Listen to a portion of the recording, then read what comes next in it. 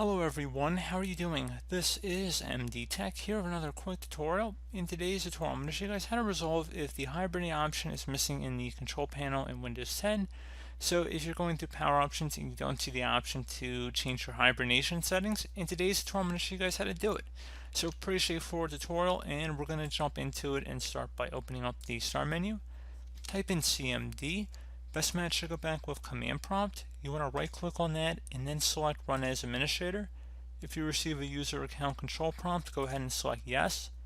And now I'm going to have two commands in the description of my video. I want you guys to copy each one at a time. So we're going to copy the first powercfg command and then go up to the top bar of the command prompt here. You want to right click on it, select edit, and then select paste to paste it in. Hit enter on your keyboard. So since I'm in a virtual environment, it's not actually going to let me run this. However, on most real hardware and real software, you should not be having this issue. So just take that with a grain of salt. However, that command should work fine for just about everybody here. And I just want to keep that in mind. And we're going to go ahead and run the next command here. So I'm just kind of giving you guys a walkthrough.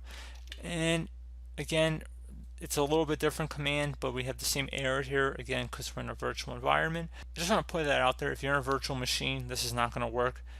Really don't know what to say, but for people that actually have real problems that are on real computers, it should have been able to restore the Hibernate feature in the control panel.